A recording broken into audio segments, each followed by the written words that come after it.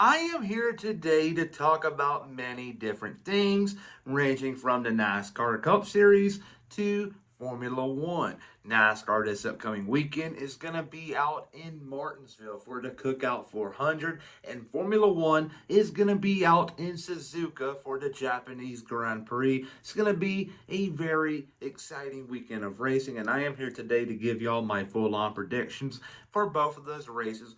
But I do want to talk about the NASCAR Cup Series race at Richmond before I go into it all. So hopefully you kick back and relax and enjoy. And now sit here and on to the intro we go. I'm Chase Briscoe, driver number 14 Ford Mustang for Stewart Haas Racing, and you're watching William Blackwell on YouTube.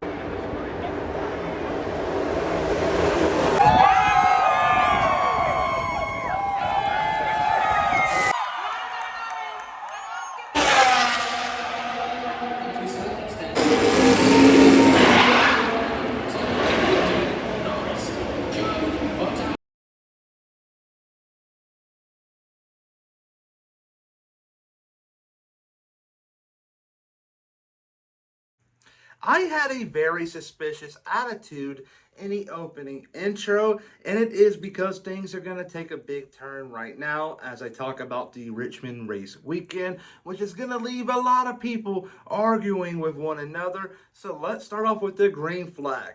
NASCAR deemed it a wet start, so they started off on rain tires. Lap 30 rolled around, a competition caution, a red flag, non-competitive pit stops, and they went back racing on regular tires. And that right there is a big no-no for me. NASCAR should have left it up to the teams to decide when to pit, and I believe the strategy would have been all over the place for stage number one, but NASCAR took away the fun. I do not like that at all. If your pit road ain't dry enough, neither is the race at all. Let's just be honest here. That should have been the number one thing they focused on outside the track. If they knew the track was going to be raced on wet, they should have worked on pit road, in my opinion. That's just what I think.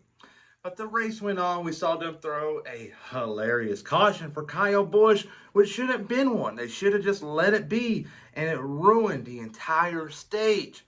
But fast forward to the end of the race, we saw Bubba Wallace in the 5 car of Kyle Larson make contact. The next thing you know, the 5 spins, caution comes out, overtime restart, and Denny Hamlin. I'm a Denny Hamlin fan. I like him and Chase Briscoe, and I'm willing to admit this.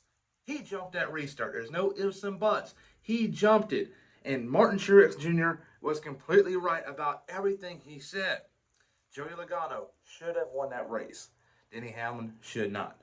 Martin Truex Jr. at the end, he felt like he got used up in the turn one by his teammate, the 11 car Denny Hamlin. And when the 22 car got by him, he had a little bit more frustration building up, and he decided to take it all out on the 5. And I believe everything they said outside of Denny Hamlin, Martin Truex Jr. and Kyle Larson was 100% correct.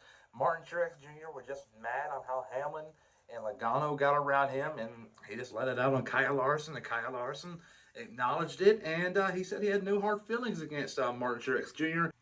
Now turning the page to the Cookout 400 out at the Martinsville Speedway, which I believe is going to be a great race in the dry, and there's going to be no silly competition caution to change tires over. It's going to be a sunny race. And the driver that's going to take home the checker flag will be Christopher Bell in the 20 car. He won Phoenix early in the year. Bristol shot himself in the foot. Richmond shot himself in the foot. He's going to be quick here, but it's up to him not to mess up on pit road. And if he doesn't, I believe he's going to go to victory lane for the second time this year. The driver that's going to come home in second place is going to be the 11 car of Denny Hamlin.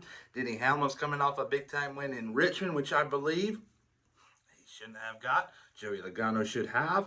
But yeah, we're just going to move on, moving forward. Denny Hamlin is a 2-race winner in 2024 on short track. So I like his odds going into Martinsville. Martinsville has always been a good track for him in the past, so it wouldn't surprise me at all to see him win. But for the time being, I got him finishing in second place. Third place, this one right here is going to surprise a lot of people here. And I believe it's going to be Josh Berry. The Stewart Haas cars last year in Martinsville were set up to perfection. And we saw them nearly had the chance to win a race of Ryan Prix. He shot himself in the foot. Chase Briscoe, Eric Almirola, Kevin Harvick, they were all up there. They just all had issues, which they were self-inflicted wounds, if you will. There was nothing out of their control. So I believe it's going to be up to the drivers this weekend, and I believe Josh Berry is going to maximize his Stewart-Haas equipment and come home in third place.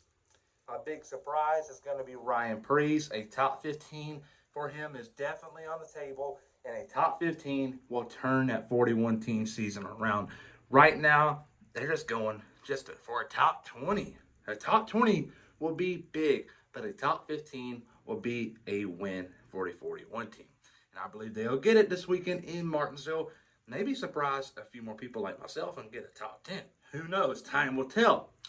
The driver that I believe is going to be the big flop and who's going to stink it up this weekend is going to be Martin Truex Jr. I just don't know why. I got a bad feeling about Martin Truex Jr. and the Martinsville Speedway. I just don't think it's going to work out at all. But enough said here. Let's talk about the Formula One Japanese Grand Prix. And the driver winning it will be Max Verstappen in the Red Bull. This should not come as a surprise to anyone. He did have a DNF last race down under in Melbourne, Australia. But I believe he's going to go out to Suzuka with a feeling that he has to prove something. He's going to make a statement, if you will. The radar and weather forecast this weekend is not looking good. It's going to be a raining one. And I believe Max Verstappen has the potential. He has it. To win this race by 30 seconds, if not more. He is going to want to make a statement, and I believe he will.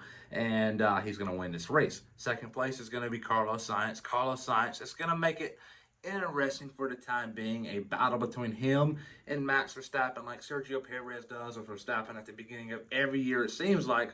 But this time around, he's going to join into the mix. And who knows? Who knows? Could he really bring the fight to Red Bull and Max Verstappen? I don't know. I don't know if Ferrari will let that happen. I believe politics will hinder some of his progress as the season goes on. Just because of the fact that, hey, they made an early decision to bring in Lewis Hamilton in replace of Carlos Sainz in 2025 and to keep Charles Leclerc, which I believe, I don't know, I would have let them race out the year. Highest one stays on. You would have probably had a good feeling heading into the summer break who was going to finish higher so they can negotiate with other teams then. But Ferrari just got real aggressive. It worked out for them with Sebastian Vettel making an early decision in May, but that's May. It's a January they made a decision for Lewis Hamilton. Something's not adding up here. And I believe if Carlos Sainz really pulls the plug out and just dominates Charles Leclerc, I believe Ferrari will step in and hinder his progress. Politics are going to play a factor, folks. Get ready for it. It's Formula One. But third place is going to be Lando Norris. McLaren in Japan has always been a good track combination. Last year, him and Oscar Piastri got on the podium, Piastri's first career podium, in which he backed it up with a sprint win the following race weekend. So I got high hopes for this team. McLaren, I think Piastri will get a top 5, but my big surprise is going to be the Alpine of Esteban Ocon. The Alpines this year have been overweight, and I believe they're steadily improving. They're taking baby steps. They're not taking big steps, but baby steps. And eventually they're going to work their way into points. And I believe points will work their ways in the top 5. And I believe that's their ceiling. They got a higher ceiling. Let's just be honest here. Benny Williams and Stake and the Haas, the RB. They got a high ceiling in Alpine. Just give them time. They're going to get better. And my big flop is going to be Daniel Ricciardo. He is right now kicking the buckets. He is not doing good at all, and his career is on life support. If he doesn't turn things around in Japan or China or Miami or so on, he may be replaced by the summer break by Liam Lawson. Let's just be honest here. Daniel Ricciardo, his big advocate is Christian Horner. We're seeing him right now with a little bit of power struggles, if you will. The Thai ownership wants to keep him, while the Austrian group doesn't really want to be a part of him at all. But the Thai company side of things have 51% of it all. So it's a leadership struggle, if you will. And Ricardo is holding on for dear life for Christian Horner because he's a big advocate for him. Dr. Helmut Marko, who has been tend to disagree with Horner in the past, is not really a fan of him. And he may support Liam Lawson going in right away. But time will tell what's going to happen to Daniel Ricciardo. I believe he flops this weekend in Suzuka. But what do you think? Comment down below. Please like and subscribe.